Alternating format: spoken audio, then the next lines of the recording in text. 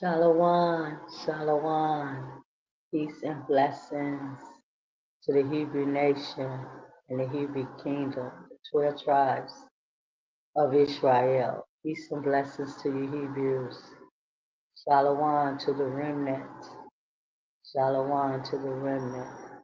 We here again this morning, people. We here again this morning to do what the God of Israel, Ahia is his name, want us to do. And the mother of Jerusalem, the great, great Holy Spirit, the Queen of Zion, the Ruach, the Ruach. Before we start our law class today, I just want to put on a little bit of song right now in remembrance to the great gods of Jerusalem, the great gods of Jerusalem.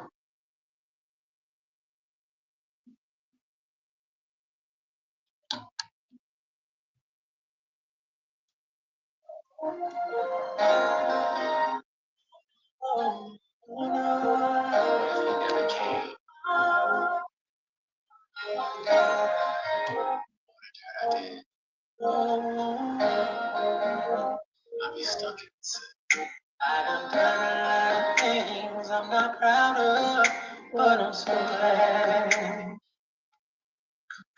that He's willing to forgive me of my sins, and I'm so glad. Oh, 'cause I don't stand a chance if it's based on my goodness. I don't stand a chance 'cause I'm about me. So now I'm leaning on the glory on the fact that He died for me. I'm so grateful. I'm so thankful. I was in my sin, couldn't get out. Then He sent His Son to bring me out.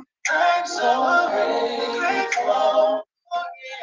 I'm so thankful. I was in my sin. I was in my sin, couldn't get out. Then He sent His Son to bring me out. I was headed for destruction. And I feel this, real. I'm so grateful. So grateful this morning. That He had a change of plans in my future. I'm so glad. 'Cause I ain't stand a chance with the way that I worship your holy name. Now I'm leaning, depending on the fact that He died for me. I'm so grateful. I'm so thankful. I'm so thankful.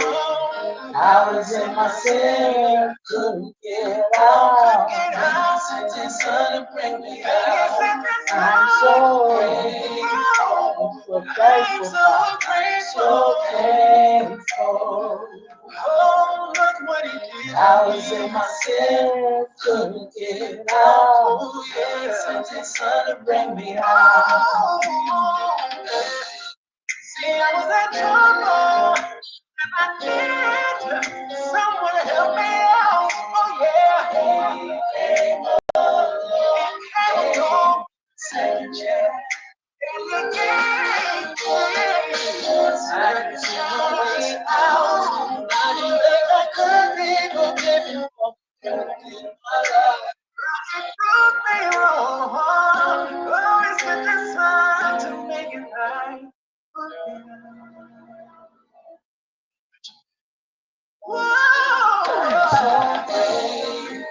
I'm so grateful. I'm so thankful. I'm so thankful.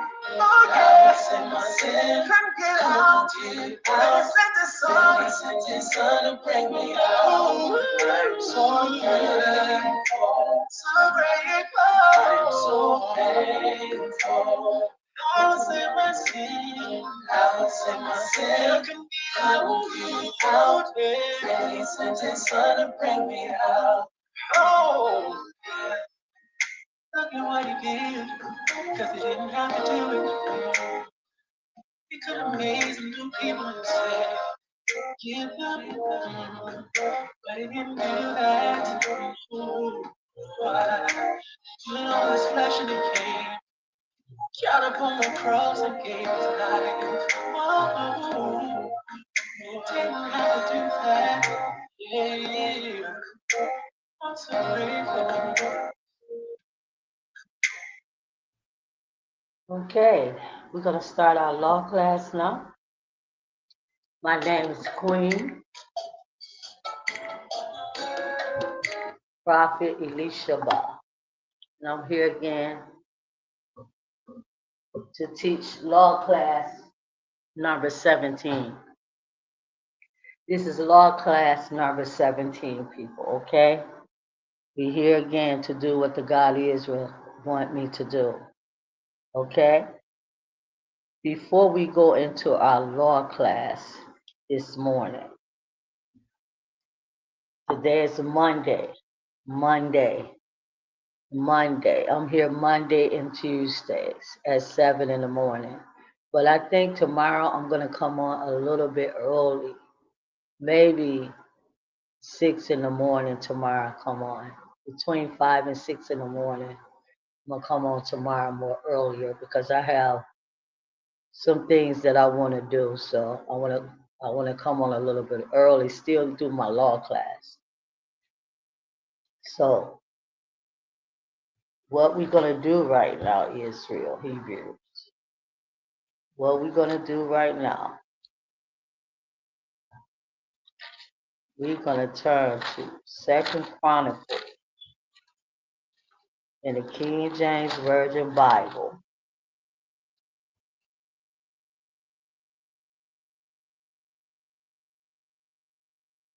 Second Chronicles.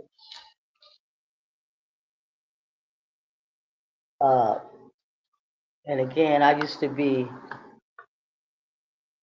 a Christian church pastor for 20 years of my life. So I am very, very, very familiar with the King James Version Bible. Okay? I'm very familiar with it. I followed the Hebrew Israelites for about a good 10 years of my life. So I'm well versed on both sides of the fence. So let's pick it up at Second Chronicles, chapter 7, verse 14.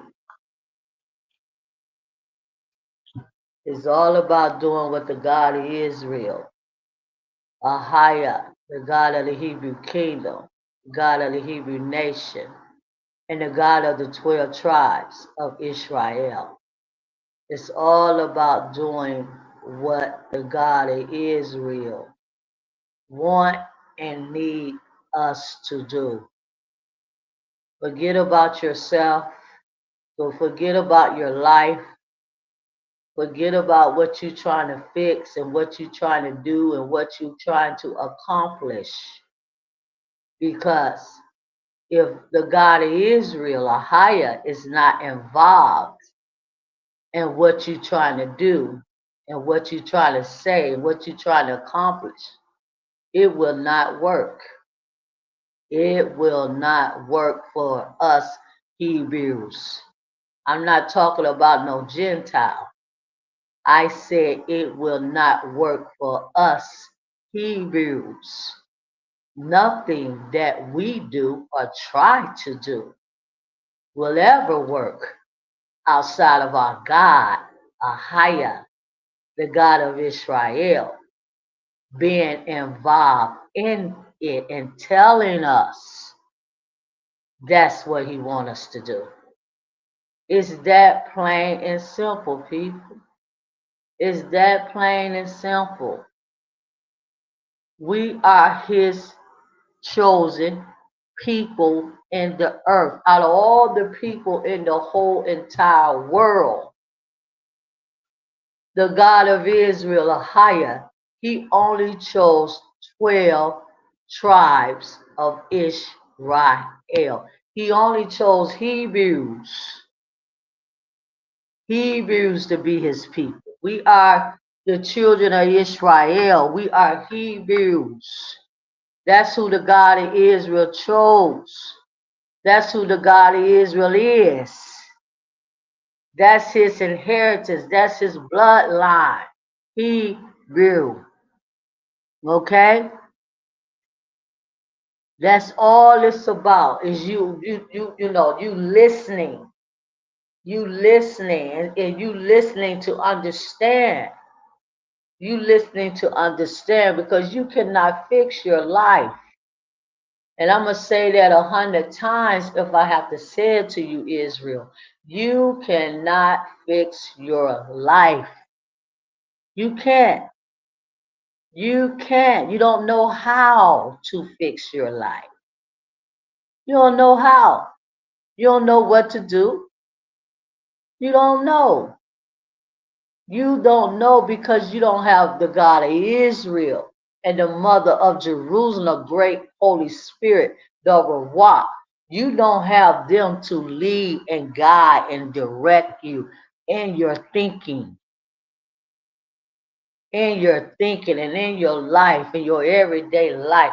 They must be a part of your life. I'm not talking about going to no Hebrew Israelite church. I'm not talking about none of that. Church don't have anything to do with the God of Israel. It have absolutely nothing to do with him. Church, going to church, getting ready for church, joining a church.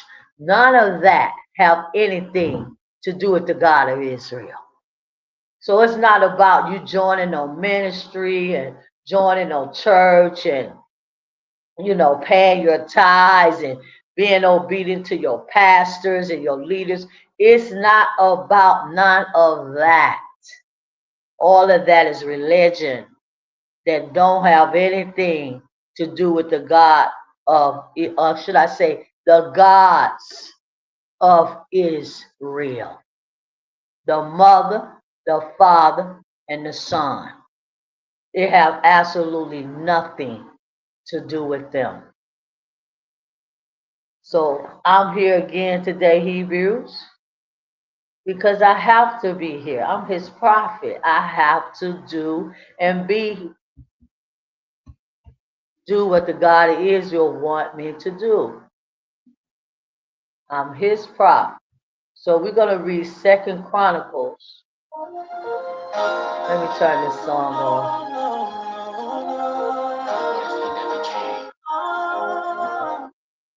Let me turn that off, people.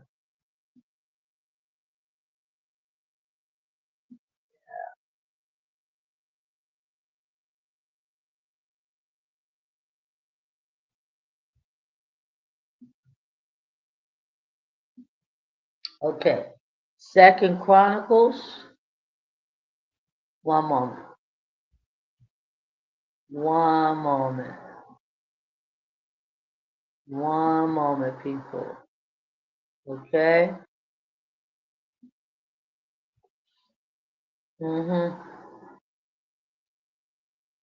Second Chronicles 7:14. Excuse me. If my people, Second Chronicles 7:14 in your King James Version Christian Bible, because that's exactly what it is. If my people, which are called by my name, you notice what the God of Israel got right here. If my people, see, he's not talking about no everybody in this world. He don't care about everybody in this world. He say, my people. No, let me say that again. No, he don't care about everybody in this world. Why? because everybody in this world, they have gods and other gods that they call on and they worship and they pray to and they bow down to. They don't care nothing about the God of Israel and the Hebrew kingdom and the Hebrew nation. They care absolutely nothing about it. Don't nobody even know nothing about the Hebrew nation. Don't nobody even talk about the children of Israel. Don't nobody even know about the Hebrew kingdom. Don't nobody even talk about the Hebrew kingdom. Like we never existed in this world. Like we never existed in the God of Israel earth. That's how much them Gentiles see. Them Gentiles don't try to erase the children of Israel out of the God of Israel earth. They erased us. They have erased us. They took our identity. They took our culture, our Hebrew culture. They tried to erase. They did erase the 12 tribes of Israel, which is the Hebrew nation, which is the Hebrew kingdom. We are a part of that kingdom. We are the people that make up the kingdom of the God of Israel. Let me say it again, people, because I need to help somebody this morning. We are the people that make up the Hebrew kingdom, the 12 tribes. We are the people that will live in that kingdom. We are the people that was living in that kingdom in ancient times. So the Gentiles, and that's why I say the God of Israel don't care nothing about nobody. Because the Gentiles, they are the most wickedest and evil people on the face of the earth. He only looking for his 12 tribes. He only looking for Israel. So he say right here in 2 Chronicles 7:14, if my people, see, talking about the 12 tribes, Judah, Benjamin, Levi, Simeon, Naphtali, and Gad, Issachar, Manasseh, Benjamin, Ephraim, Asher, Zebulun. Okay, the 12 tribes of Israel, they still in the earth right now. They just don't know who they are. See, their identity have been erased. They think they Spanish, they think they Honduras, they think they Haitians, they think they Mexicans, they think they Brazilians, they think they Belizeans, they think they're Americans. See, your identity have been erased by Gentiles, your oppressors. Okay? So right here, the God of Israel is making it plain and clear. If my people, the children of Israel, which are called by my name, what is his name? His name is Ahijah. His name is Ahijah. We are the children of Yaakov. Jacob, Yaakov is our father. Abraham is our grandfather. Our great grandfather, Isaac, is our grandfather. Okay, people? Let me give y'all some clear Hebrew history this morning, because you need some. If my people, which are called by my name, shall humble themselves. See, that is the whole point right there. Humble. Yeah, we're going to look up the word humble right now. Let's look up the word humble. Humble. Humble. Humble. Meaning, if my people, which is called by my name, shall humble themselves. Talking about the 12 tribes of Israel, the remnant, will humble yourselves and pray. And pray. How do you pray, Hebrews? Just turning to the east? Yes, that's one way you pray. You must turn to the east and pray. Because the God of Israel, he lived in the east. His kingdom is in the east. His holy mountains are in the east. Mount Sinai is in the east. Mount Zion is in the east. Yes, all the mountains, the sacred mountains that the God is, they all in the east. So you have to pray towards the east because that's where the God of Israel is. Okay? And seek my face and turn from their wicked ways. Then will I hear from heaven and will forgive their sin and will heal their land.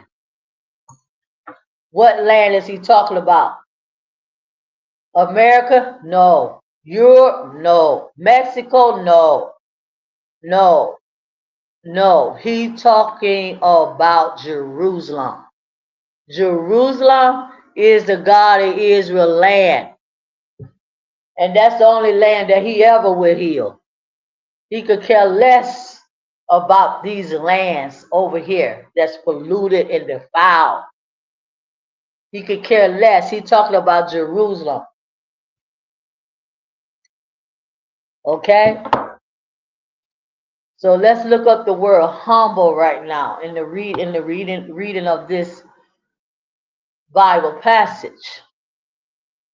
Because see, you need to learn how to humble yourself. You know how much humility it takes for me to be here every Monday and Tuesday at 7 in the morning to teach you the God of Israel law. You know how much humility that takes for me to do that.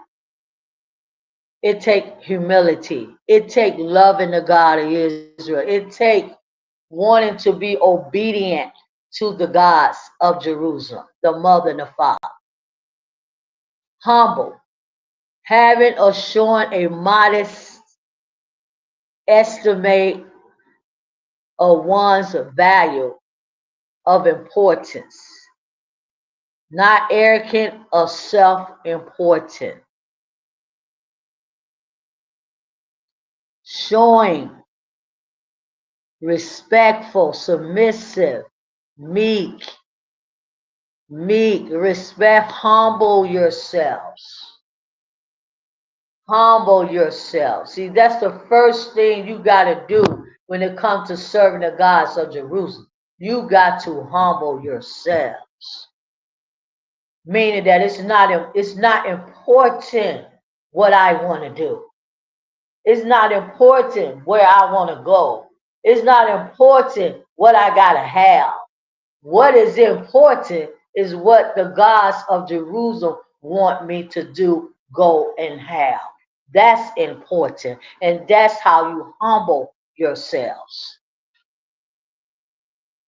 That's how you humble yourselves.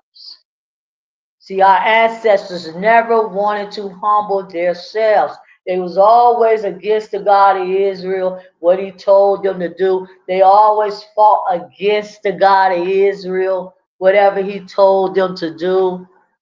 They never wanted to humble themselves and follow. And you are exactly like them and worse.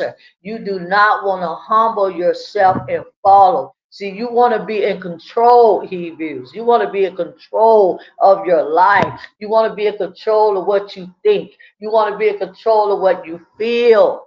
You want to be in control. And that's not going to work with the God of Israel. It's not going to work, people. It's not going to work. So right here, humble. You can't be arrogant. You cannot be arrogant and self-important. It's all about you, you, you, you, you, you. Your whole life. Ooh, God is here. Thank you. Help me up in here this morning, Mother Zion. Your whole life has been about you, you, you, you. What I want, what, when I want, what, where I want, what. All your life has been about you and nobody else but you. So you are you are considered as an arrogant person in the eyes of the God of Israel. You're very arrogant, see. You arrogant, and you know it's all about you, Hebrews. You don't care nothing about nobody. You don't care nothing about nobody, how they think, how they feel, what they need, what they want, what they asking. You don't care because you are arrogant. And you're not, and you selfish. You're very selfish and self-centered. You're not humble. You're full of pride and you puffed up. So the God of Israel is telling you right here, in order for you to ever get anything from me, you must humble yourself and pray and seek my face and turn from your wicked, evil way. How am I wicked? That's what I hear y'all saying. How, and we get ready to go into our law class. How am I wicked? Well, you wicked and evil because you want to do what you want to do and not what the God of Israel put you in this earth to do. That's what makes you wicked and evil. And that's what's going to send you to hell. Ooh, let me say that again. And that's what's going to send you to hell. It don't matter if you don't believe in hell. It does not matter if you don't believe in hell. It still exists, whether you believe in it or not. Yeah, exactly, Pete. So right here, Second Chronicles 7:14, it said, "Turn from your wicked ways. Then will I hear from heaven and will forgive your sins and will heal their land." Verse 15 it said, I'm gonna leave it right there. I'm gonna leave it right there. So humility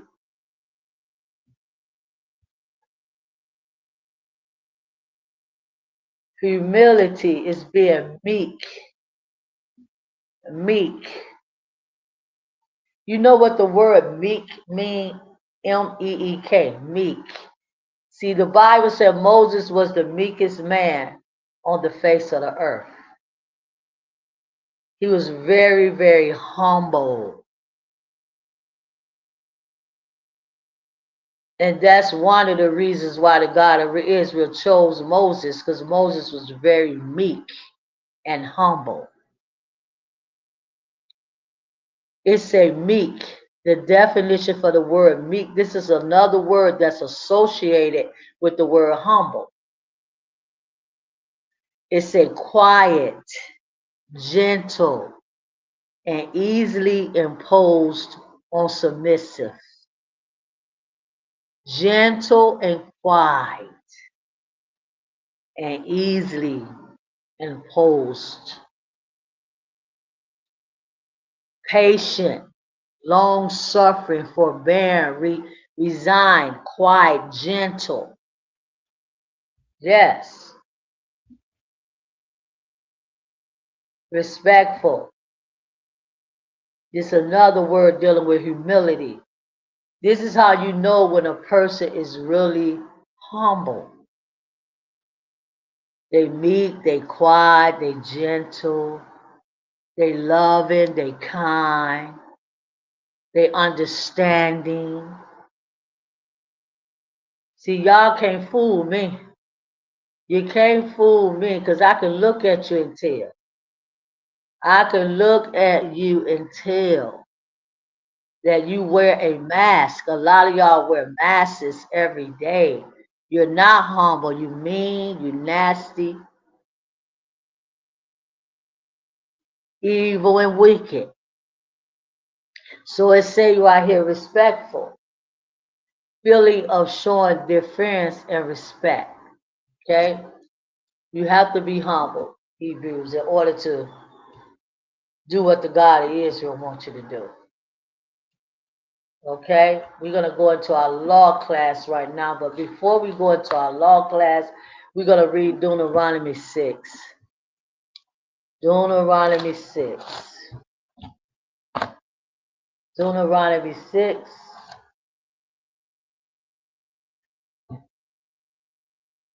Now these are the commandments, the statutes, and the judgments, which Ahijah your God commanded to teach you, that you will fear Ahijah your God and keep his statutes.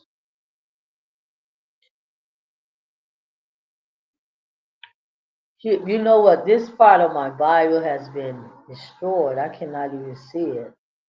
But hear, O Israel, Ahijah our God. Ahijah our God is one God. And thou shalt love Ahijah thy God with all thy heart and with all thy soul and with all thy might. Okay? That's exactly what you have to do. Okay? That's exactly what you have to do. Love Ahijah. Love the gods of Jerusalem with all your heart and with all your soul and with all your might and all your. Do you love the God of Israel like that? No, you do not. You only love yourselves, Hebrew. You are self-inflicted people. You only love yourself. You only love what you want and how. You're arrogant. Very. So we're going to go into our law class. This is law class number 17. We're going to pick it up right where we left off at. Yes, as the prophet of the God of Israel, I'm here to correct you. Correct you in your behavior. That's what a prophet do. So we're going to go to the last law that we last week. See, I think it was.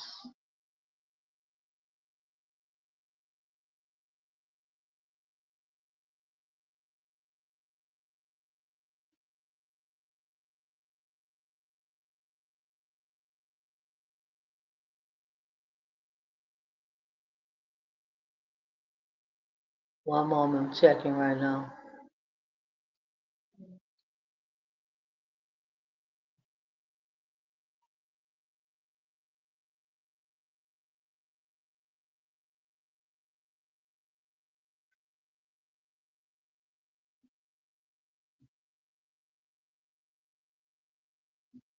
One moment.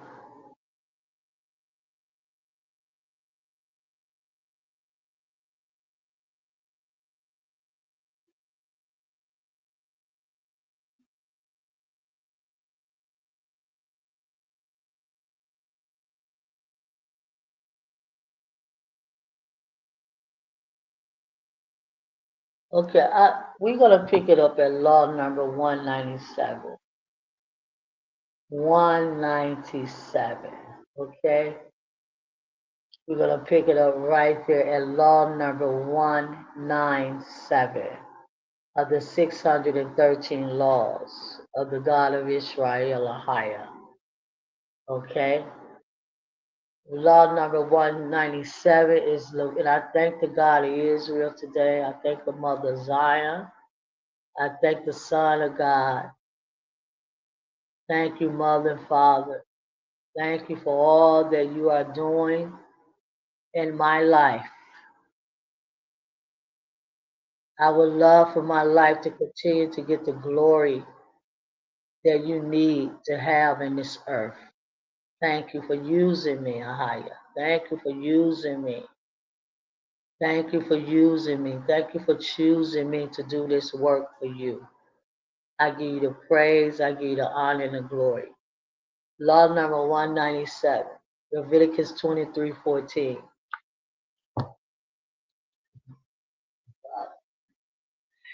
Leviticus 23:14. Let's get that. Leviticus 23:14, people.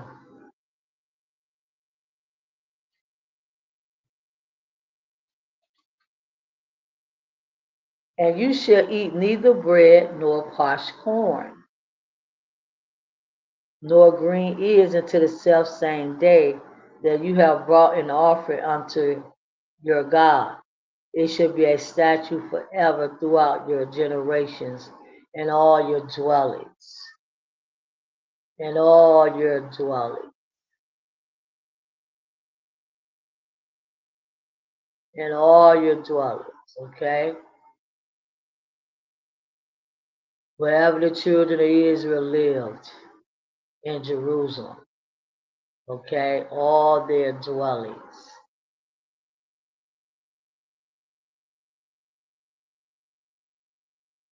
This is talking about the new grain, the new harvest. The new harvest, the way that the children of Israel, our ancestors, had to handle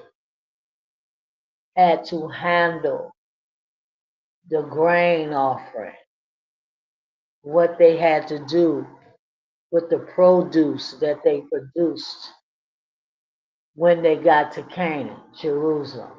So this is Moses right here, just letting them know when you get to Jerusalem, when you get to Canaan, when you get to the promised land, this is the way you got to do it. You have to do it this way. Okay? So they had instructions when they was in the wilderness. It was always about the God of Israel instructing the Hebrews, the 12 tribes, instructing them how they got to live, what they got to do, how they got to do it, when they got to do it. It was just instructions. He was teaching them what he wanted to teach the children of Israel, how to serve him. That's what it's all about, people. It's all about you learning how to serve the God of Israel or the gods of Israel, the mother and the father. It's all about how you got to serve them, see. That's what it's all about because they are gods. They the big gods and we the little gods in the earth. They the big gods, and we are the little gods in the earth that's supposed to serve the big gods. Okay? See, the God is don't choose no anybody to serve him. He don't want no anybody. He want who he want. He want who he want, and he want what he want, and when he want it. You're not gonna give it to him when you want to give it to him. You're not going to do it, Israel. He don't work that way. He don't work that way at all.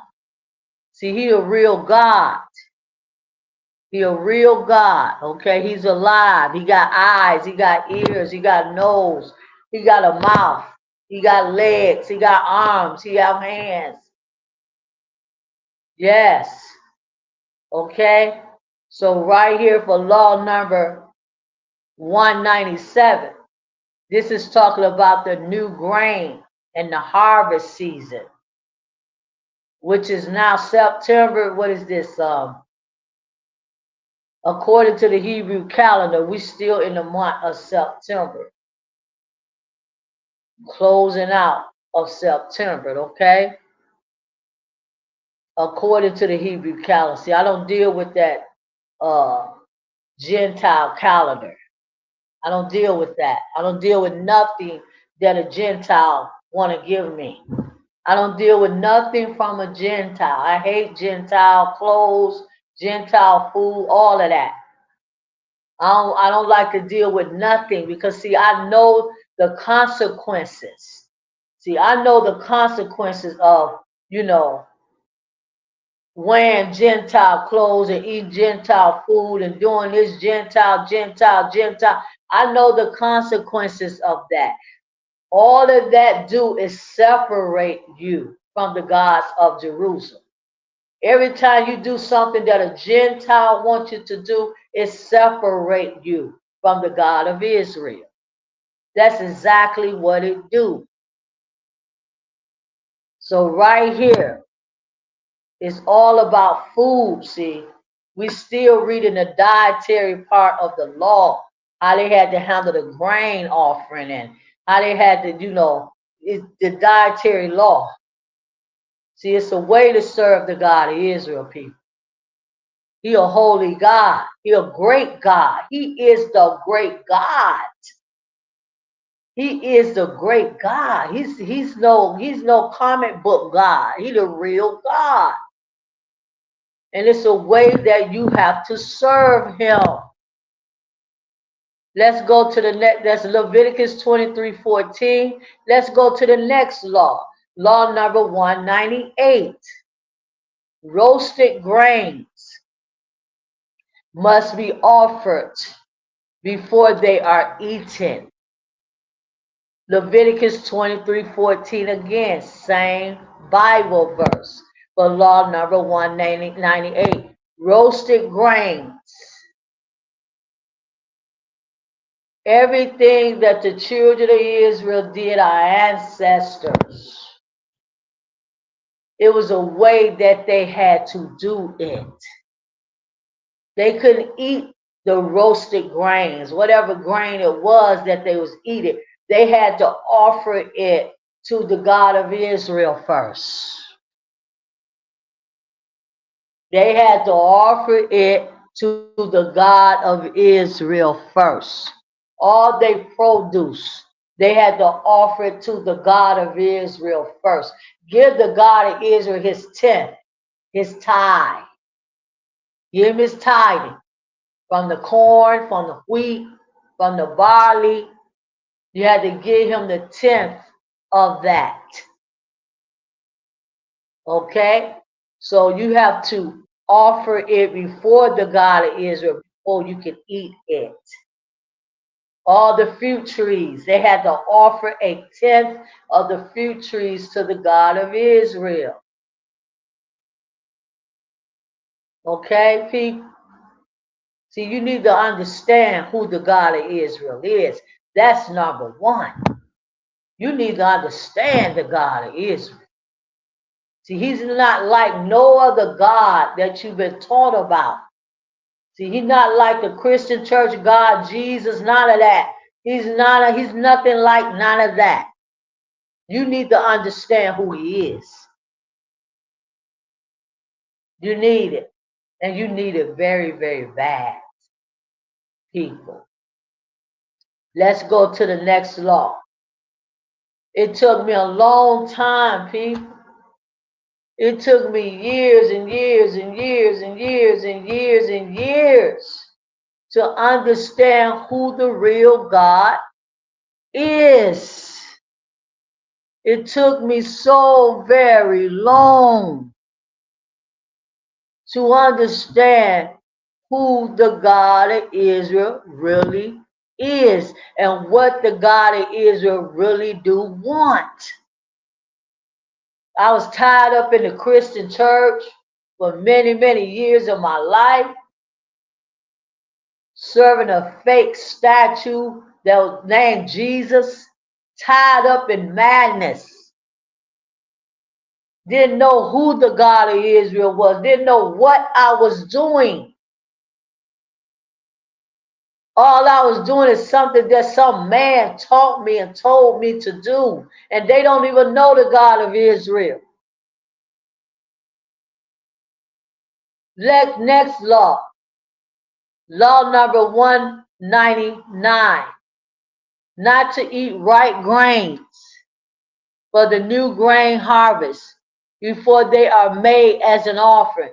You could not, our ancestors was not allowed to eat anything that they grow, livestock, cows, goats, lamb. They was not allowed to eat it, touch it, nothing until they offered it unto the God of Israel. All the firstborn males belong to the God of Israel. Animals. They couldn't eat nothing because you have to give the God of Israel what he wants first. See, he's the God of the earth, see. He's not the God of the universe. See, y'all get that stuff. Oh, the God of the universe. Who are y'all talking about? The God is not the God of the universe. That's some made up fairy tale stuff that some man done made up. No, he's the God of the earth and he's the God of the heavens. That's who he is. He's the God of the earth and the God of the heavens. So you have to give that God. Ahia is his name. Ahia is my name. You have to give that God what he wants. So right here at law number 199 is Leviticus 23:14. So you have 3 laws right now that have the same Bible verse. Law number 197, law number 198, law number 199. Let's go to law number 200. Not to eat. All of those Bible verses is Leviticus 23:14. Law number 200. Not to eat the fruit of a tree for the first 3 years. Leviticus 19:23. When y'all get to Canaan, when you get to Jerusalem, Africa, that's where Jerusalem is, in Africa. When you get to Jerusalem, yeah, Moses is telling the children of Israel, when you get there, what they had to do. Okay? See, the God of Israel put them in the wilderness for 40 years. They made it 40 years. The God of Israel would have got them out of the wilderness in 7 years or 3 years. They was there 40 years because they rebelled against the God of Israel. That's why they was there 40 years. Because they rebelled and they went against the God of Israel and they was always trying to find their way back to Egypt. You thought the God of Israel was not going to bring them to Jerusalem. You cannot go to Jerusalem in the condition, in the state of mind that you are in, Hebrews. You can't go to Jerusalem. Jerusalem is a holy place. It's sacred. It's sacred. The God of Israel lived there. And you're not going up in Jerusalem with no mess and no madness. So he put them in the wilderness when they left Egypt to train them. Ooh, God of Israel, thank you for that, Father.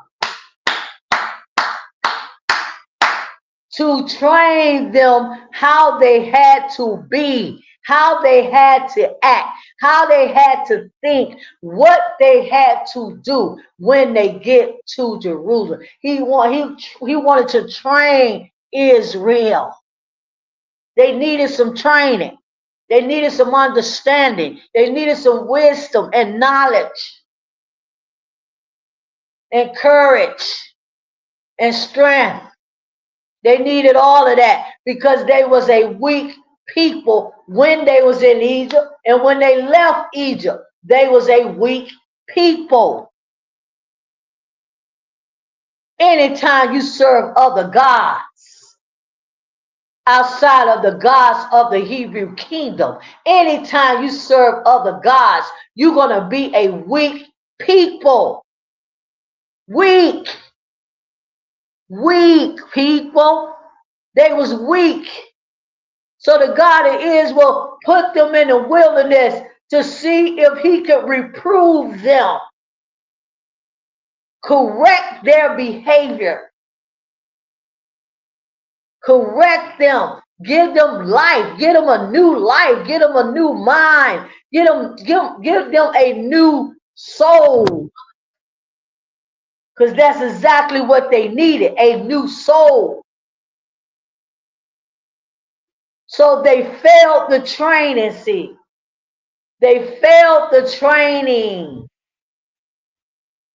He put them out there with Moses, the prophet of the God of Israel. He put them out there with Moses, and they failed the training. And Moses also failed the training. That's why Moses couldn't go to the promised land. He couldn't go to Jerusalem because he went against the God of Israel, what the God of Israel told him not to do. He did it out of anger, though. He did it out of frustration. He did it out of misery. He was dealing with millions and millions of people in the wilderness for 40 years. He was very, very tired, weary, frustrated, angry. Because Israel would never listen to Moses. Just like y'all won't listen to me. It's the same exact thing today. You would not listen to the prophet of the God of Israel. You won't listen. So the God of Israel put them out there to train them, for them to actually learn something.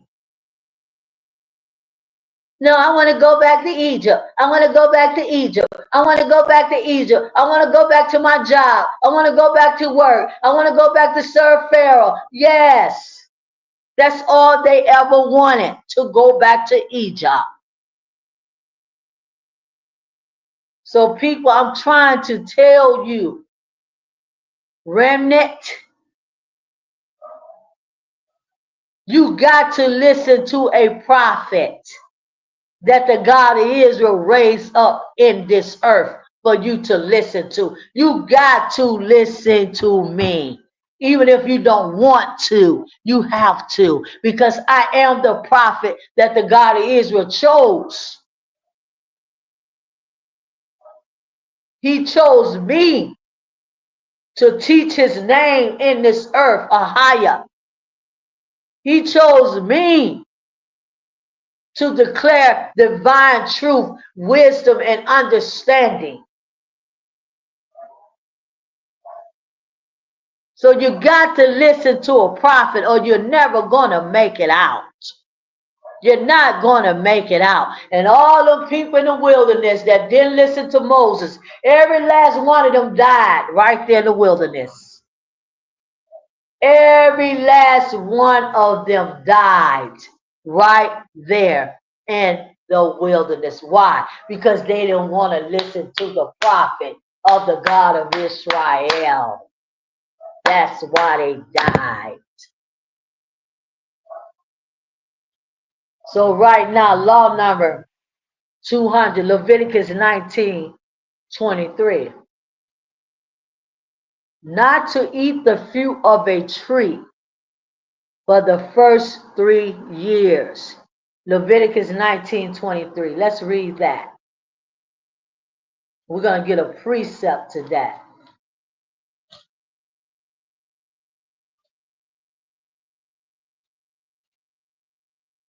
We're going to get a precept to that, people. And when you shall come into the land and shall have planted all manners of trees for food, then you shall count the fruit thereof as uncircumcised. 3 years shall it be as uncircumcised unto you. It shall not be eaten at all. So Moses is saying, Israel, when you get to Jerusalem,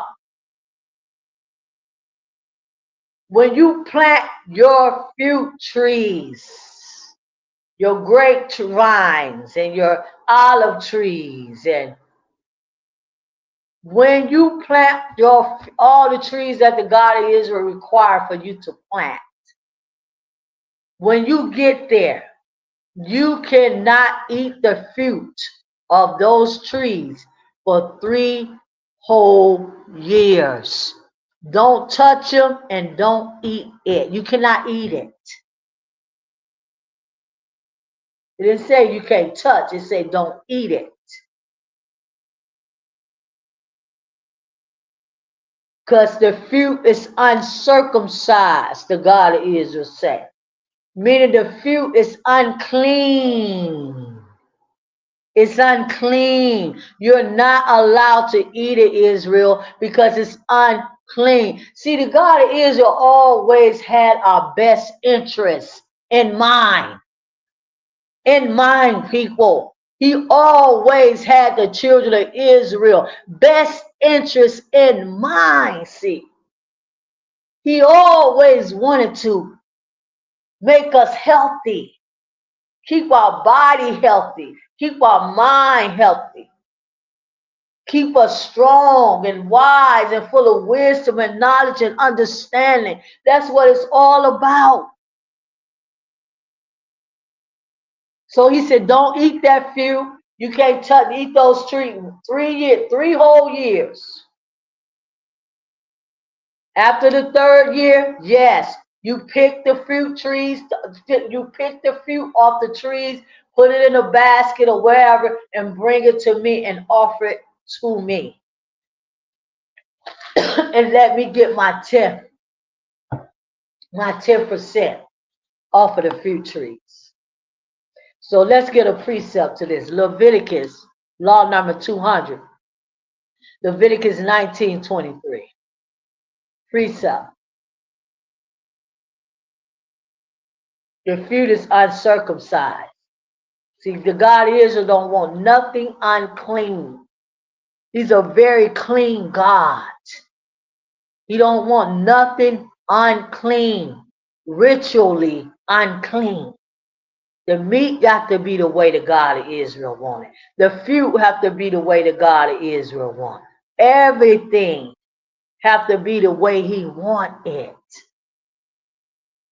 Leviticus 19:23. Y'all don't know who the God of Israel is.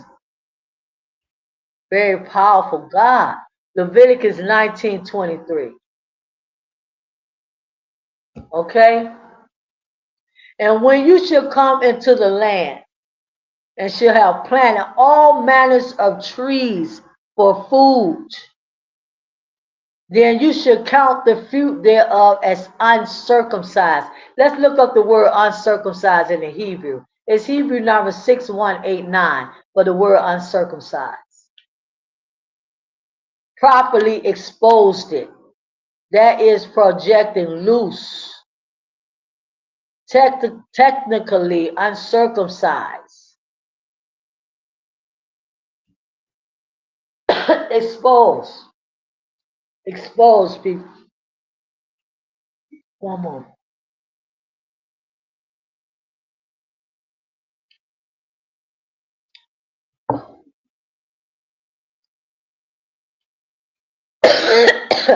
Excuse me.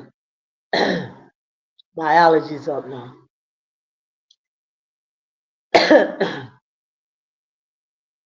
I'm so glad, people, that I know the God of Israel. I'm so glad that I know him and the mother right now. I'm so happy, people. My whole life has changed. My whole entire life has changed. Believe me, for the better. Let me try to get a precept to this.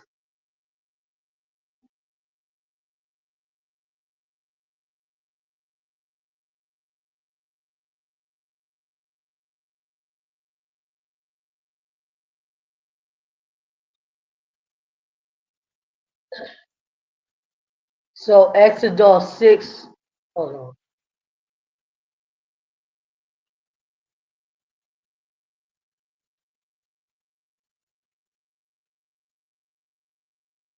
So you can use the precept for when a man have to be, his penis have to be circumcised. But this one right here is dealing with food.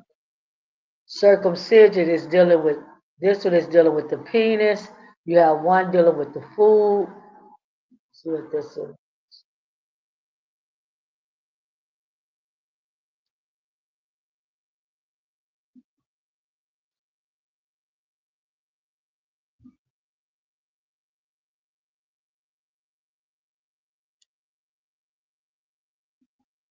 Let's read this one right here. Let's read this. Jeremiah chapter 6, verse 10. I'm reading law, I'm at law number 200. Jeremiah 6, verse 10. To whom shall I speak and give warning? This is a precept. That they may hear. Behold, their ears is uncircumcised, and they cannot hearken. Behold, the word of Ahijah is unto them a reproach. They have no delight in it. Just like the fruit trees was uncircumcised in Jerusalem for 3 years when the children of Israel planted them, Jeremiah right here, the prophet of the God of Israel, I'm giving a warning that they may hear. Their ears is uncircumcised. See, that's what's wrong with you, Israel. Hebrews, your ears is uncircumcised. You know what that means? That means you just will not listen. Mm-mm. You just will not listen. You just will not quit. You just will not stop. You just won't listen. You are, your ears are unclean.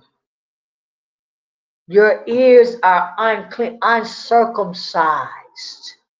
That's what the God of Israel say. Your ears are unclean. You cannot listen to me. You cannot hearken unto me. You cannot obey me. Ain't that deep? Behold, the word of Ahijah is unto them a reproach.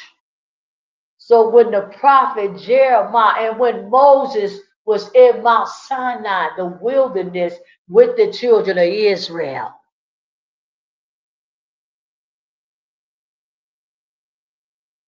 everything Moses told them was a reproach unto them. Everything Moses said for them to do, they came up against it. They just didn't like Moses. And they just didn't like the God of Moses. And they just didn't like Jeremiah. And they just didn't like the God of Jeremiah. And you just don't like Elishaba. And you just don't like the God of Elishaba. That's exactly what it is. Okay? Exactly what it is. But I'm okay with it. Listen to this. Behold, the word of a higher is unto them a reproach, and they have no delight in it. This is a precept for law number 200, Leviticus 19:23. The fruit trees was uncircumcised for 3 years, and the children of Israel ears, they uncircumcised. You can only hear what's false, what's fake, and what's phony. You cannot hear truth, divine wisdom, and divine understanding. You cannot hear it because your ears are unclean. So let's go to the next law. Hebrews, law number 201. 201. See, you think you already know. See, that's your problem. You think you already know. You think you already got the truth. You think you already know God. You know absolutely nothing, Israel. You know absolutely nothing.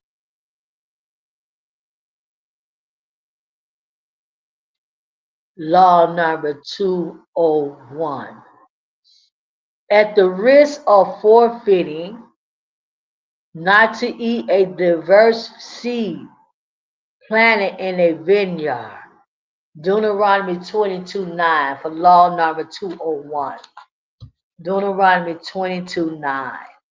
Let's get that. 22:9.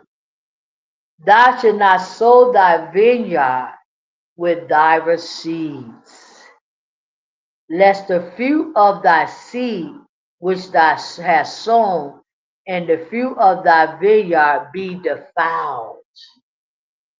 So the children of Israel, our ancestors, they was not allowed, and we are not allowed either when we get back to Jerusalem, or if you ever decide that you want to have a garden or you want to plant some seeds in the earth, wherever you at, the God of Israel is giving you direction and understanding to how you got to plant that seed. You cannot plant those seeds. You can't put a grape seed with an olive seed. You can't do that. You can't put a corn seed with a bean seed. You cannot mix different seeds together and plant them in the same ground. You can't do that. It's against the God of Israel. If you want beans, you plant beans. If you want corn, you want corn. If you want grape tree, you plant a grape tree. You cannot mix the seeds together. It's against the God of Israel. That's Deuteronomy 22:9 for law number 201. See, we need some sense, people. We need some serious sense. I'm telling y'all. Sense that comes from the gods of Jerusalem. I don't need no man to tell me nothing no more. I don't need no man to tell me anything anymore. Man have deceived me long enough. They have deceived me long enough. Listening to a man and what they say and how and when. No, I did all of that. I did all of that. I have to listen to myself because, see, I am connected to the God of Israel. I can't listen to people that's not connected to the God of Israel. They're going to lead me the wrong way. They're going to tell me the wrong things. They're not going to give me the right knowledge and wisdom and understanding. If they're not connected to the gods of Jerusalem, the gods of the Hebrew kingdom, then I cannot listen to them people because they don't have no wisdom, no knowledge, and no understanding. So right here, law number 201 is just telling you how to plant your seeds in the ground, not to mix them together. We don't need no precept for that. So let's go to law number 202. No one may eat produce for an offering of or untithed food. No one. It don't matter who it was. It could have been Moses, Aaron, whoever. Whoever. Excuse me. No one may eat produce for an offering of untithed food. Leviticus 22:15. Whatever the children of Israel, our ancestors grew, it was not allowed to be eaten. This is dealing with the dietary law. We still in the dietary law. It's still the dietary law. It's just not, you can't eat no pork and shrimp. You got ways that you got to handle the seeds and the ways you got to handle the fruit trees. This is part of the dietary law, and it's because it's dealing with food, and it's also the civil law, the civil thing to do, the civilized thing to do when you are in Jerusalem or when you wherever you are in the world. You have to be a civilized person and you have to follow the God of Israel blueprint. So wasn't nobody allowed to eat a untided food. All the food that the children of Israel, our ancestors, grow in fruit trees, they had to give it to the God of Israel first. They had to give it to the God of Israel first. They had to give him the tenth of everything that they growed first, and then they could eat it. And if they went against what the God of Israel said, he would drop them dead right there. He would drop them right there. It's real because you don't know him. You don't know him, and that's why y'all are dead right now. You got breath in your body. I cannot say it enough, but you are still not here. You're not here. You are dead, man. Woman, you are dead. You have breath, you breathing, yes, but you are not here. Okay? So he said, you cannot eat the produce. You got to give it to the God of Israel first. You got to give him the tenth of everything that you grow. No, he don't want a tenth of nothing on this side of the earth. I can't grow no fruit trees and no corn and stuff like that on this side of the earth where I am in America and try to get a God of Israel a tenth of that. No, he don't want that. It can only be in Jerusalem because the ground in Jerusalem is sacred. It's not polluted. It's not defiled. All the ground over here is defiled and polluted. The God of Israel don't want none of this food here. Nothing that you grow. You just grow that and eat that yourself. Don't try to get that to the God of Israel. Don't try to get him none of them animals, none of them goats, nothing. You just eat that yourself, you and your family. Don't get a God of Israel. He only want what's in Jerusalem, people. That's all he want. That's all he want. That's all he ever wanted.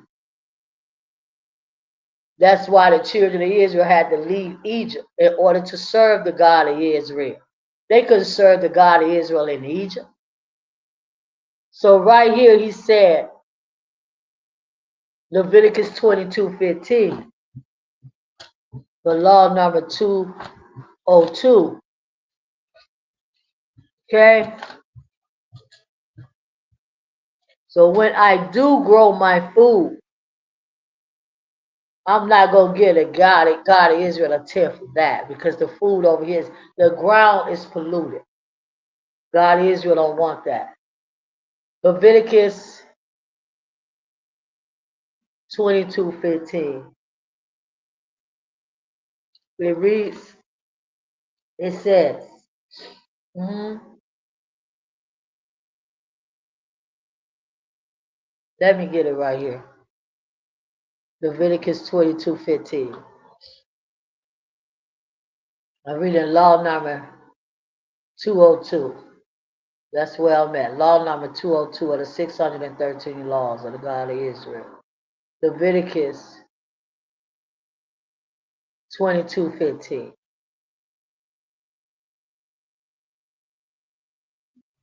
You're dealing with food.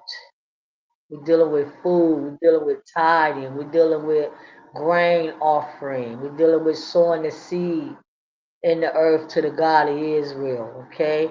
So we're dealing with civil and we're dealing with dietary right now. Leviticus 22:15. So pitiful, people. So pitiful. So pitiful. 22:15. And they should not profane the holy things of the children of Israel,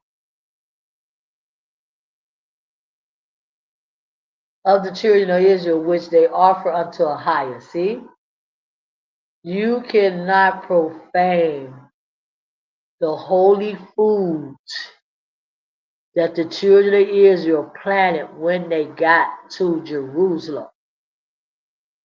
You cannot profane that. The food was holy, the fruit trees was holy, the corn was holy, the beans was holy. All of that was holy. The grain, holy. Because it's in Jerusalem. See, that's what make it holy. You can't plant nothing in Canada, nothing in Europe, nothing in the Caribbean, nothing nowhere in this earth but Jerusalem. It will only be holy if it's planted in Jerusalem. Okay? Let me give you that knowledge and wisdom and understanding. There's nowhere else you can plant. So he said right here, the holy things of the children of Israel, which they offer unto a higher, they should not be profaned. The fruit trees, the tomatoes, the grain, the corn, the beans. It was holy. It was not allowed to be profane. Could nobody touch it but the priests. See, the children of Israel had to gather it off the trees. They had to gather it off the ground after they planted it and it grew. and they had to give it to the priest, Aaron. And the priest give it to the God of Israel. That's how that goes. Without the priest, you can't do nothing, no way, Hebrews. The priest is the one. The Leviticus priesthood is Haiti in the earth. Where's Haiti at? Somewhere crazy, messed up. Haiti is messed up. The priests, they gone. They gone. So the God of Israel gonna just redo this with his remnant. See, let's get a precept to this. It's law number 202. Moving right along, people.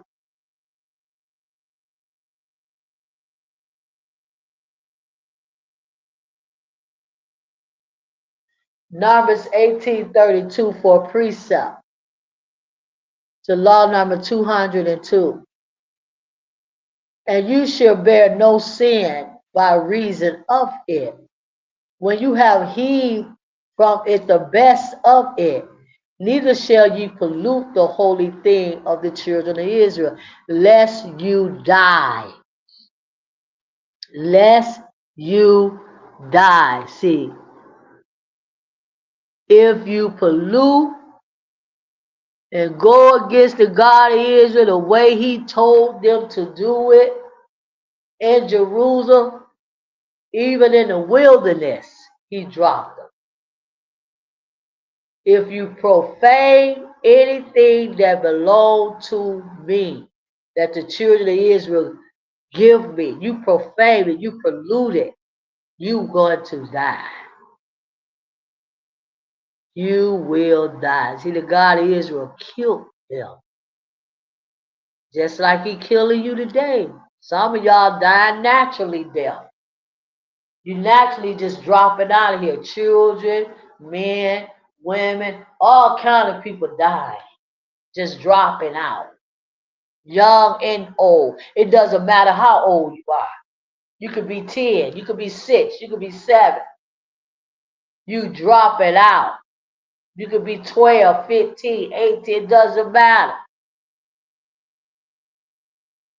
The God of Israel is killing people every day. Why? Because you have polluted. You have polluted yourselves.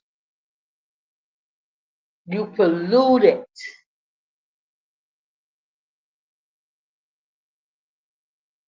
Yes. No, he's not no all love and oh he love, God love, Dios love. He just love. He just love. People, are you nuts? Are you crazy? Oh, he just love. He just love me. And he love everything I do. What?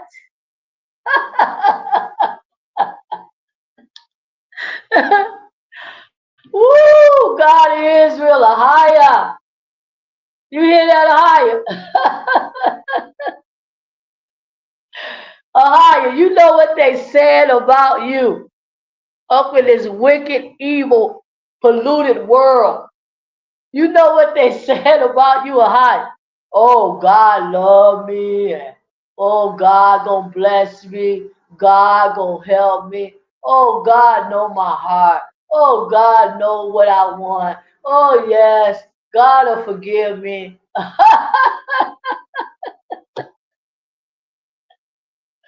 Oh, these people are, woo, God is, I know you just laughing in the heavens, just laughing and crying. Woo, God Israel. They got it made up in their mind, Father, that you love them regardless to what they do. Oh my God. They got it made up in their mind, God of Israel, that you gonna bless them and help them regardless to what they do and think and feel and say and go. Wow, ain't that deep? Next law. Ooh, God of Israel. All right, next law. Law number 2, it's funny to me, God is it. Law number 203, people. Where did we start?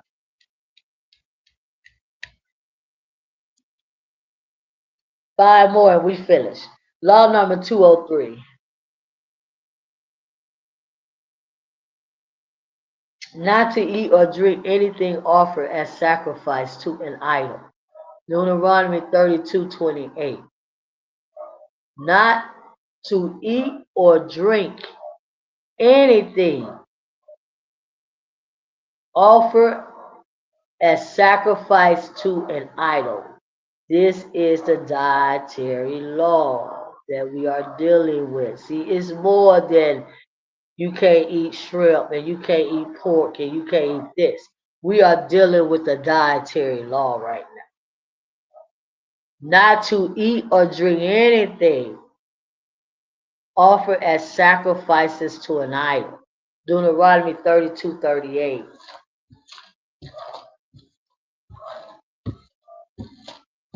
Deuteronomy 32:38. Okay? 32:38.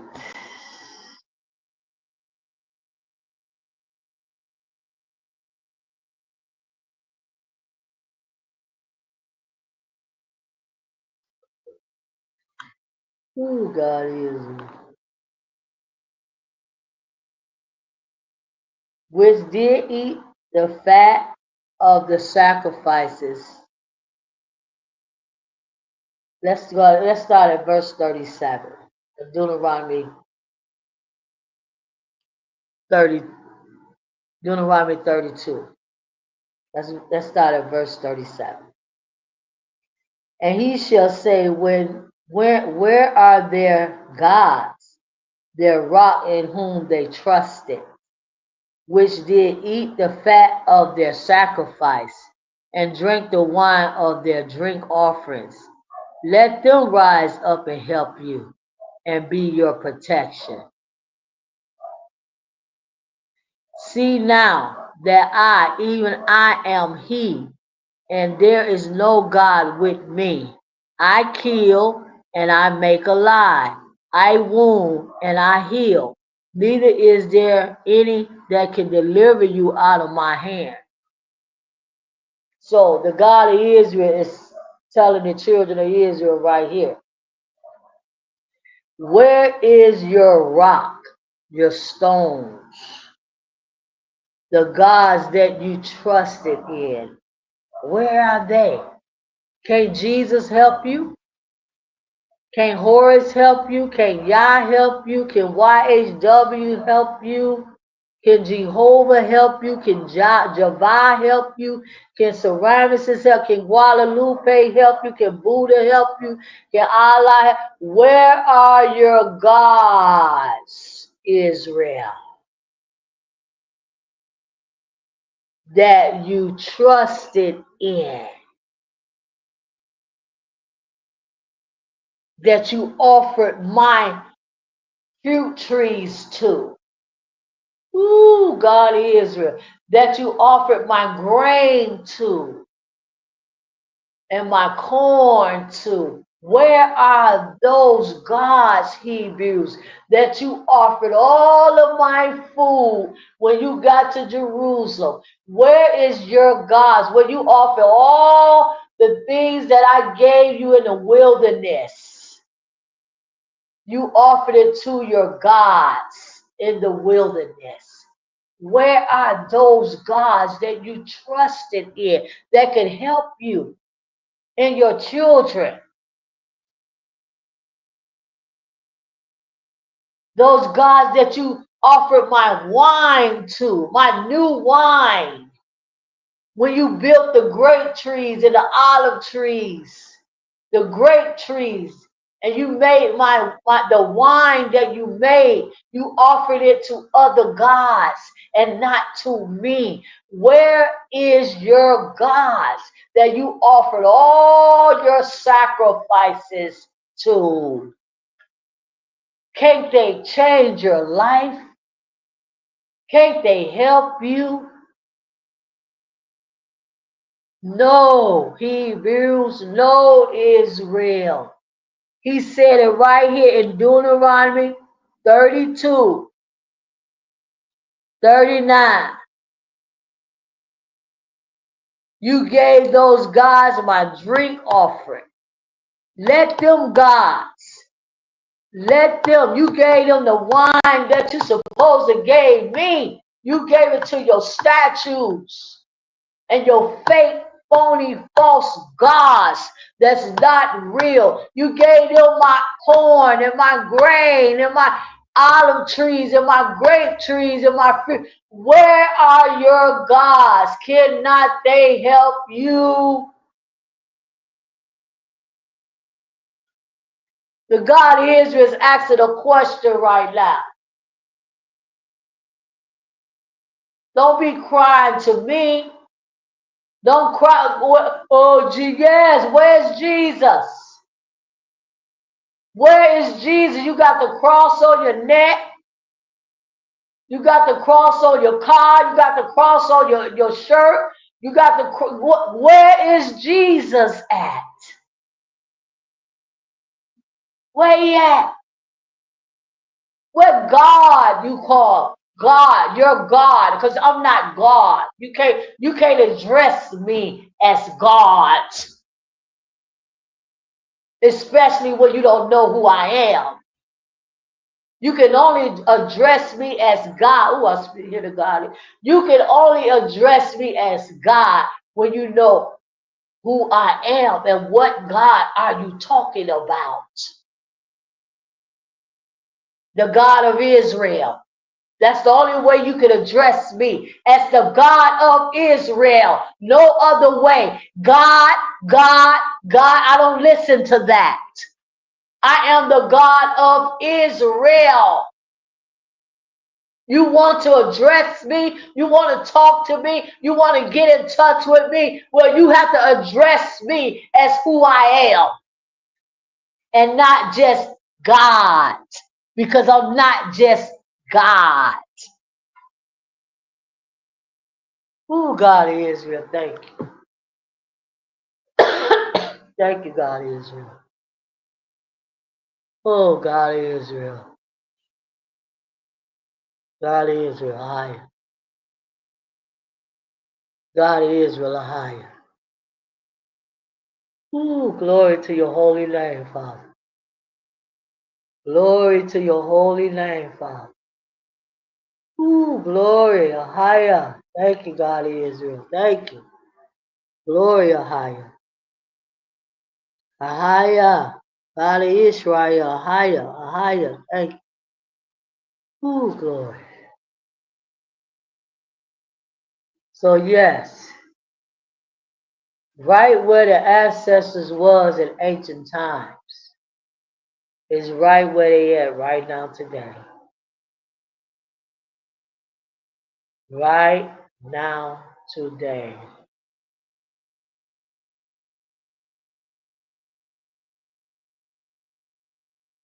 So law number, let's see, can we get a precept to law number 203, and we have 4 more after that.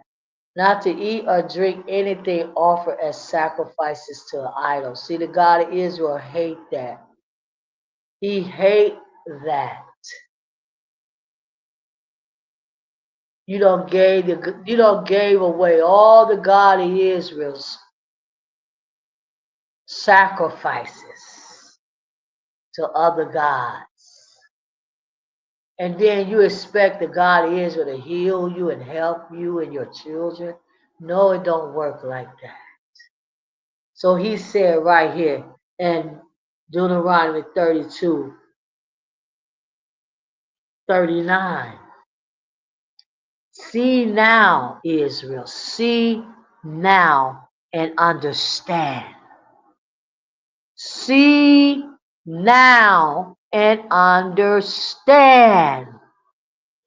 Not tomorrow, not next week, not next year, but right now. See now and understand.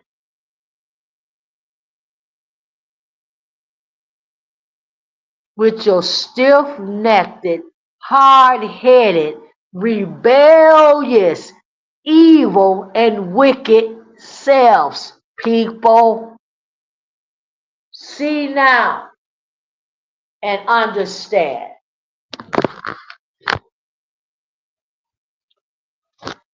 that I, Ahaya, even I, am He. I am the God of the Hebrew kingdom. I am the God of the Hebrew nation. I am the God of your ancestors.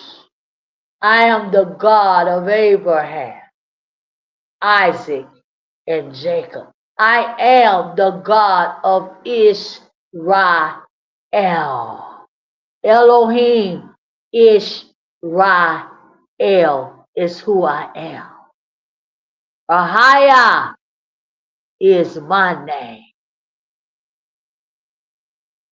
And he said,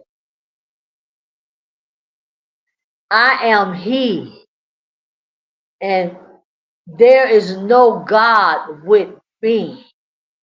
I kill. Can y'all hear me, Hebrews? Can you hear me, Gentiles? I kill, kill, kill.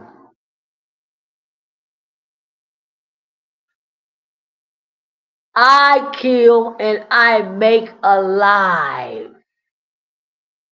So everybody that die and drop up out of this earth, the God of Israel is the one that killed them.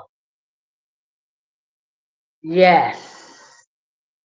And I'm the one that give life in my earth. So they can start with all the clones and robots and AIs and all the stuff. Go ahead, y'all wicked Gentiles. Go ahead with your AI and your clones and all the stuff you creating. Go ahead. But I am Ahaya, the one and only true God. And there's no other God. I kill and I make alive. I kill and I make alive.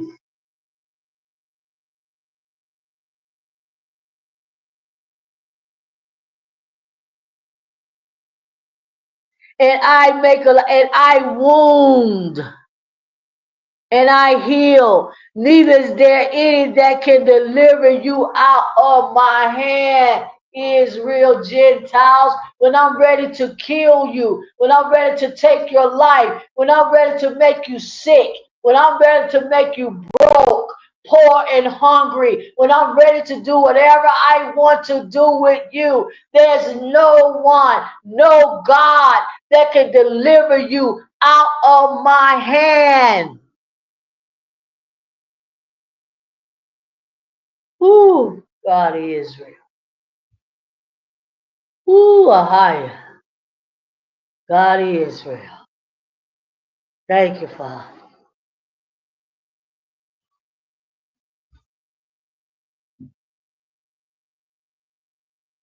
What I'm going to run to the doctor for? What I'm going to run to the doctor for? When it's the God of Israel that kill, that make alive, that heal. What I need to, if he can't heal me, then obviously he want me to die. If he can't heal me, obviously he ready for me to drop up out of this earth. That's the way I feel. That's the way I feel, Israel. He's my God. He's in control of my life. My life is in his hands. Him, the mother of Jerusalem. If I drop, I drop. But he's the one that kill and make alive and heal and make you sick and wound you and run you crazy. Run you crazy with anxiety and depression. And he's the one doing all of that to you. Yes. He and all that childhood trauma that you have been through all your life, all that childhood trauma mom and them put on you. Trauma.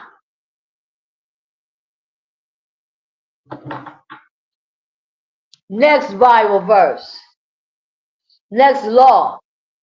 Law number 202. 203. We're in law number, where we at, people? We're in law number 204. We got 3 more after that, and I'm finished. 204, people.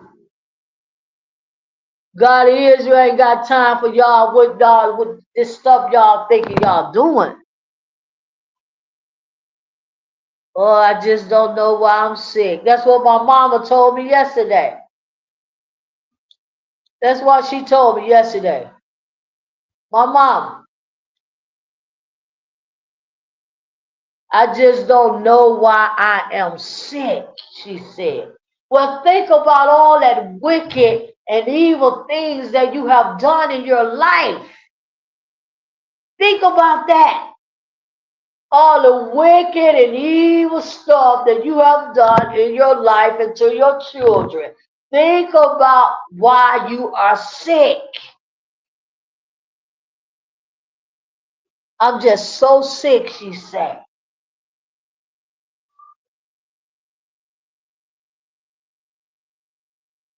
And you taking 10 pills every day and you still sick? I, the God of Israel, I heal, I wound, I kill, I make alive.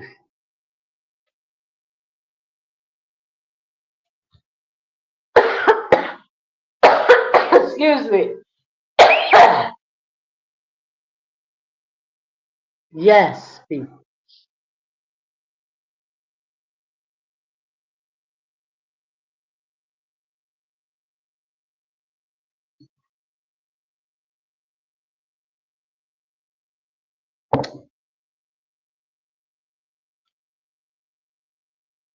It's deep, people. We got 3 more. Get ready to leave. It's deep.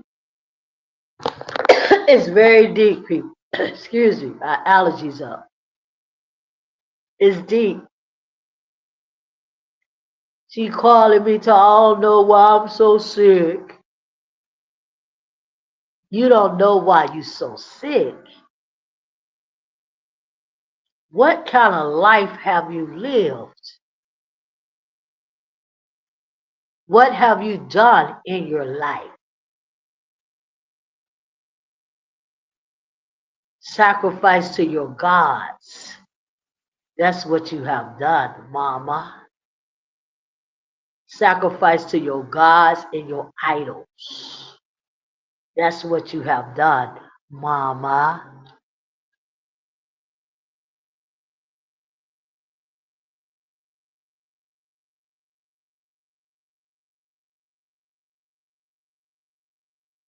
How can a person say they don't know why they sick? All you gotta do is look at your life, man. It'll tell you why you are sick or why you are crazy or why you got depression or anxiety. Just look at your life. It'll tell you why. Law number.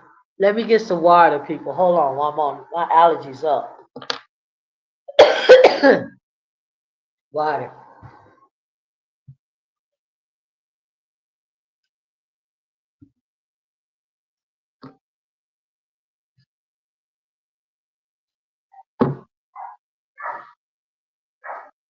Oh, I'm taking all kind of pills, she said. All kind of pills I'm taking, but I'm sick. I'm still sick.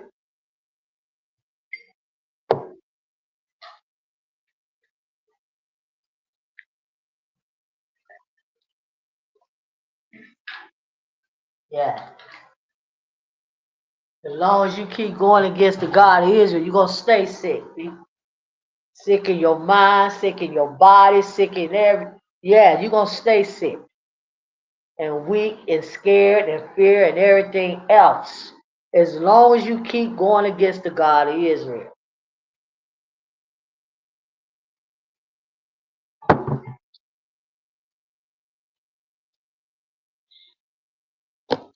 Okay. Let's go to the next law.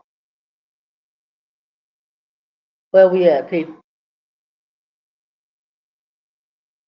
We did law number 203, not to eat and drink anything offered as sacrifices to idols. Let's get a precept to that. Deuteronomy 32:38. And we got four more, and I'm leaving.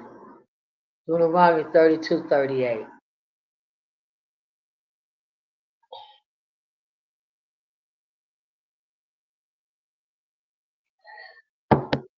Deuteronomy 32:38.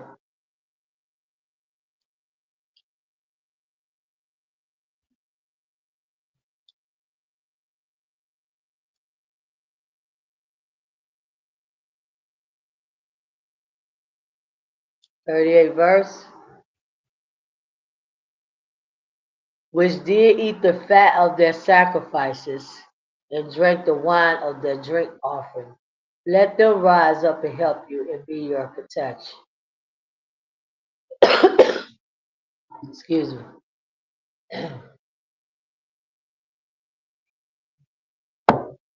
Your protection. Let's get a precept to this.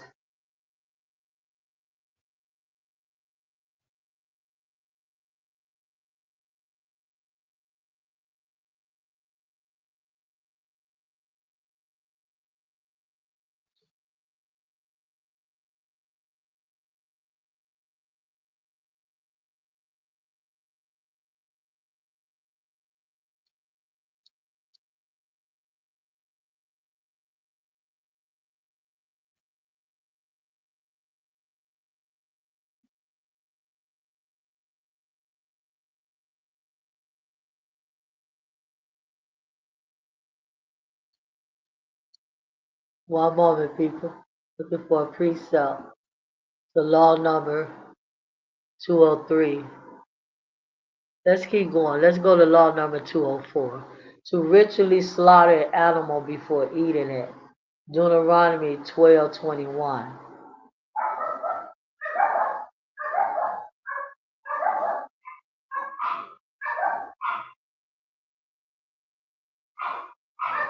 To ritually slaughter an animal before eating it. Deuteronomy 12:21.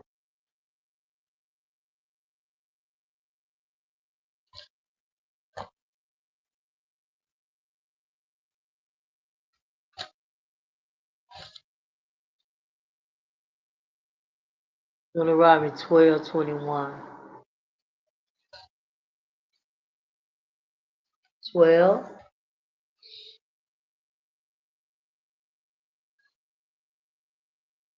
21.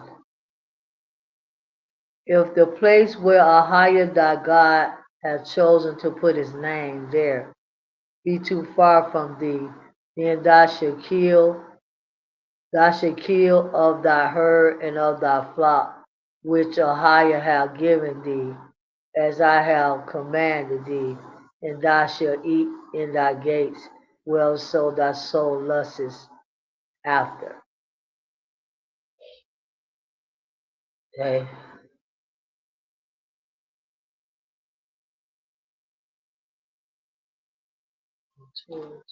Yes. Let's go to the next law. It's just talking about how you know, slaughter animals and eat the animals and where to eat the animals and how. Go to law number 205. We have two more after that and I'm leaving. Not to slaughter an animal and its offspring on the same day. Leviticus 22:28. Leviticus 22:28.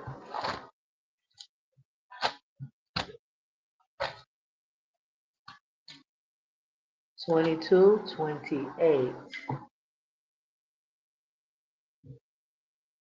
And whether it be cow or ewe, ye should not kill in her young on the same young on this one day. So you cannot kill um you cannot kill the mama goat and the baby goat on the same day. You cannot kill the mama cow and the baby cow on the same day. You cannot do that. It's against the God of Israel law. You gonna kill the goat? You kill the goat on Thursday. Next Tuesday, you can kill the baby goat. If it's a certain age, you can kill it. Whatever age the God is, to say that I think it's 6 months. The baby goat have to be at least 6 months before you can slaughter them. But anyway, you cannot kill the mama and the baby on the same day. Okay? Have to be a different day for each animal. Law number 206.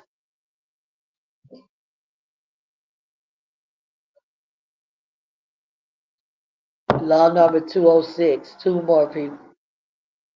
The blood of a slaughtered wild animal must be covered with dirt. Leviticus 17:3. The blood of a slaughtered animal must be covered with dirt. Leviticus 17:3.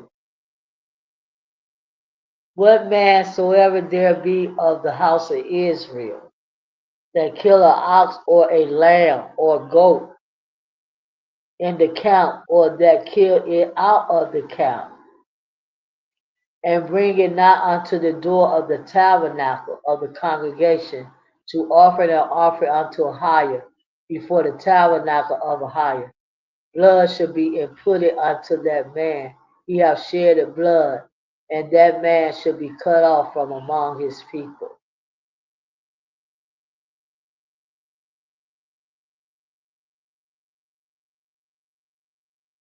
Hold on. Hold on, people. Okay, that was the wrong script. It's right here, Leviticus 17:13. Sorry about that. And whatsoever man there be of the children of Israel, or the stranger that sojourn among you, which hunt and catch the beasts or fowl that may be eaten, he shall even pour out the blood thereof and cover it with dust. Okay? That's just the way you kill animals. That's the way you kill animals. Now, we was talking about that the last time that I was here.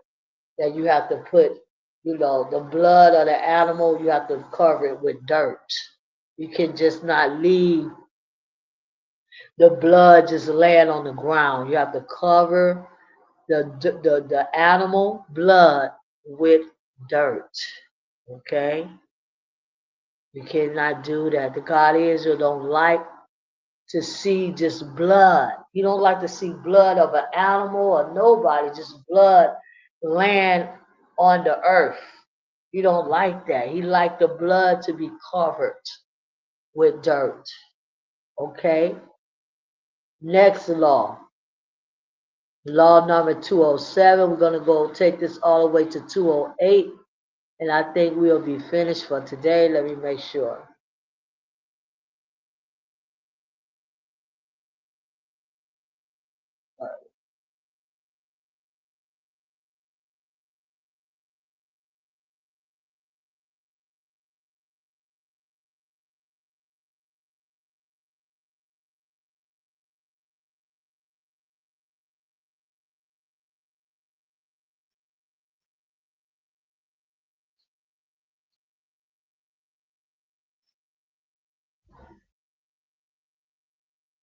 Yes, 208 we finished. Okay, last one more law after this one. Not to take a nesting bird with her egg and young. Deuteronomy 22:6.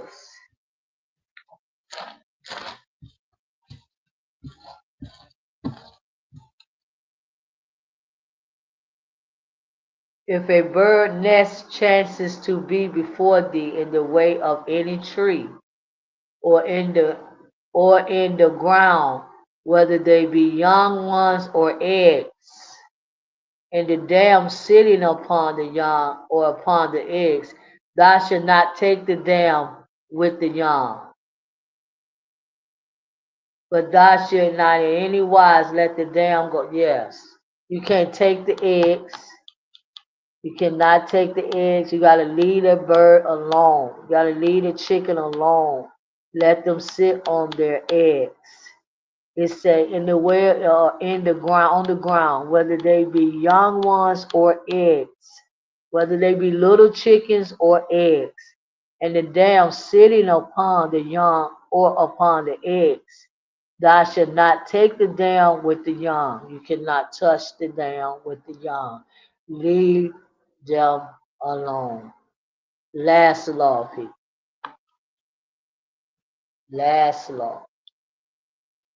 I told you that God of Israel loved animals. He loved his creation. So he made laws about his creation, man. How you gotta treat them and what you got. Y'all people are already on y'all way to hell. You know why? Just dealing with the God of Israel creation, his animals.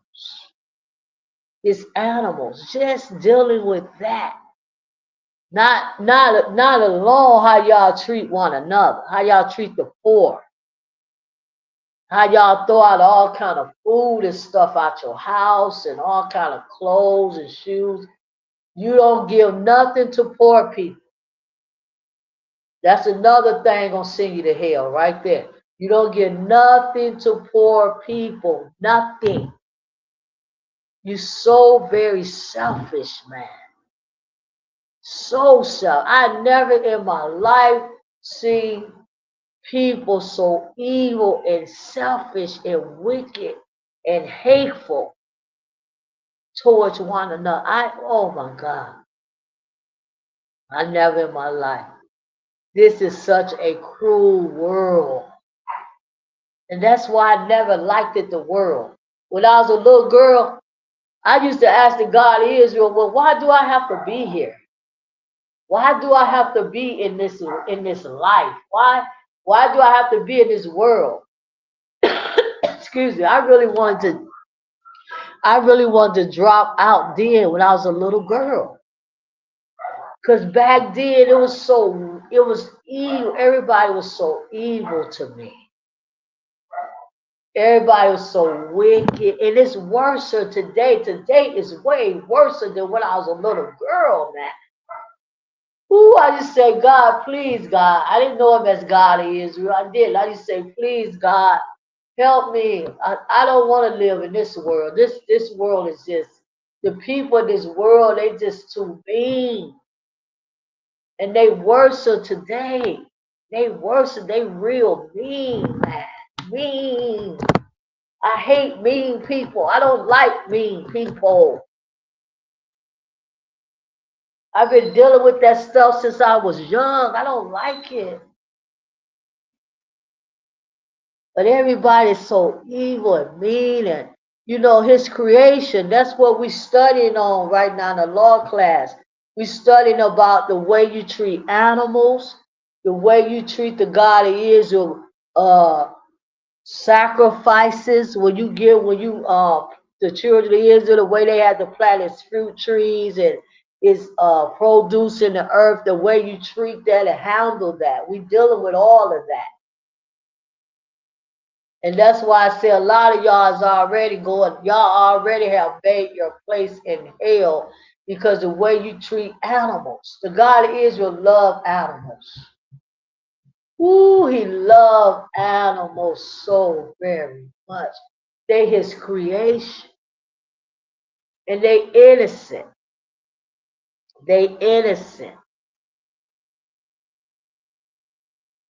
People look at dogs and cats and birds and all them, and you won't even give them a bone come off your table. You know what? You rather throw that bone in the garbage. Y'all already going to hell, man. Last law for today. Last law for today. So sad. This is a sad world and a sad people. Sad. Y'all some sad people, man. Ooh, y'all some sad people. I never in my life seen a people that's so very, very, very still. Last one. Where we at?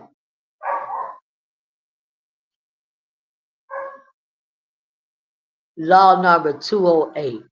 And I'm getting ready to leave people. To release the mother bird if you have taken her. Deuteronomy 22:7.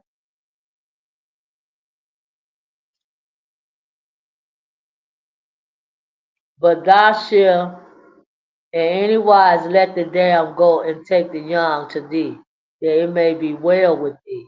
If thou prolong, that thou mayest prolong thy life.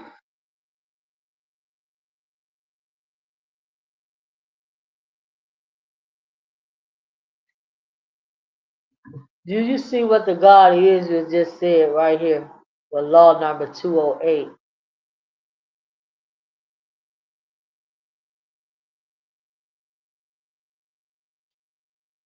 You cannot treat animals, birds. We talking about birds right here in this law. Chickens, how chickens sit on their eggs and they have their little baby chickens and they got their little eggs and stuff that they sitting on. Or it could be a bird, like a bird nest. They got their little eggs and their little baby birds. The God of Israel said, don't touch them eggs and don't touch them young little baby chickens and birds and cats and all of them. Leave them alone, that you may prolong your life. That you may prolong your life, it says. Animals are so very special in the eyes of the God of Israel. And I know that. And I know that. And I understand that now. And when people see me throwing out food to dogs or giving the dog some water, when they see me doing something like that, they look at me like I'm crazy because they don't have a heart to do it. See, they wicked and evil and they hate animals. And if you hate animals, you hate the God of Israel. Because in his law right here, he have laws for his animals. That's how much he loved them. Birds, goats, cows, chickens, ducks, it doesn't matter. He have laws for his animals. And you're going to treat his animals according to the way the law say that you need to treat them. And with that, people, you will prolong your life, is said, in the earth. You'll prolong your life when you get that dog some food and some water. You'll prolong your life when you get that bird some food or the cat some food. You'll prolong your life in the earth. Why? Because animals are so important to the God of Israel. All his creation. Everything that the God of Israel created, his trees, his grass, his water, everything that he created is important to him. And that's why he created us. That's why he created us, Hebrews, so we can take care of his earth, we can take care of his animals, we can, yes. We can do what we need to do to serve our God, the God of Israel. That's why we was created. It's all about serving the gods of Jerusalem. That's what it's all about. And nothing else. And nothing else. So that's why I live my life every day. Every day I'm thinking about what can I do for the gods of Jerusalem, or the gods of Israel. What is it that I can do to help the poor, do this, or help something? I got to impact this world.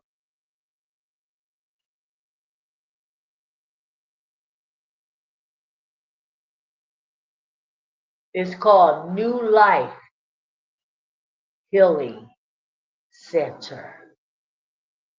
New Life Healing Center. That's what it is. That's a new vision that I have. New Life Healing Center. I'm a healer. I've been healing people for many years. Healer. I am a healer. I'm a counselor.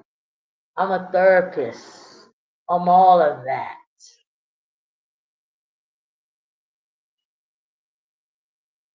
New Life Healing. You need a new life. That's my new project that I'm working on now. See, I told y'all, I always have something that I can do to edify my life and to edify the life of the people that's around me. It's all about impact with me. It's all about getting something done with me. See, I have to have development in my life. I'm the kind of person I like to develop things and create things.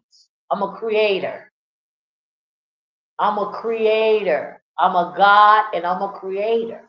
That's what I am. I'm a creator and a God. And I like to develop things. I'm a developer.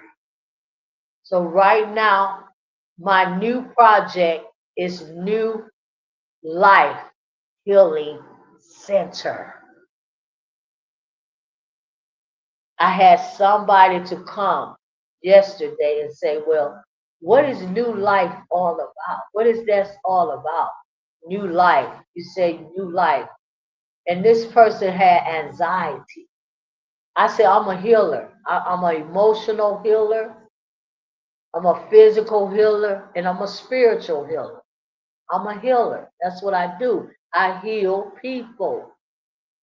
I've been doing it for years. Oh my God. I mean, over 30 years now. Well, how many years? About 20 some years. About 20 something years, okay? I don't heal all kind of people. Depression, suicide, all of that. Okay, I'm a healer. But anyway, I had somebody to come, and I'm getting ready to leave. I had somebody to come up to my table yesterday because they saw my sign. My sign said New Life Healing. And they came up, they said, well, what is New Life all about? I say, it's all about healing. Healing your mind, healing your spirit, and healing your body. It's all about healing. I said, what? I said, I'm a healer. That's what I do. I heal people. And he asked me, he said, well, I said, what's wrong with you? I asked him, he was with his mom. Him and his mom came up to my table. Him and his mother. I said, well, what's wrong with you? What is it that you need to be healed from? He said, well, it's not me, it's my mom. My mom have anxiety. He said his mom have anxiety, and she have a very bad anxiety. She always worrying and nervous and all of that, anxiety. I said, well, I looked at his mom and I looked at him. I said, you know, I can heal your mother. I can heal your mother. I can take that anxiety away from her. I can heal her. I can heal her. He said, oh, okay. And his mom smiled at me. I said, yes, I can heal you from your anxiety. I done healed a lot of people from anxiety and depression. So they took my number down and all of that. Hopefully they call. But anyway, just giving you a little bit about me. I'm not only a prophet. I'm a lot of things. Okay? How did I get a lot of things? How did I become a lot of things? The God of Israel and the Mother of Jerusalem. They elevated me and my thinking. Okay? So I'm going to talk to y'all tomorrow. Tomorrow it'll be early, like 5 or 6 in the morning. I'm just going to read through the laws tomorrow. I'm going to read through the 12 laws tomorrow. But we will see you tomorrow if the God of Israel say the same. Subscribe, like the video, and share the video. Talk to y'all tomorrow.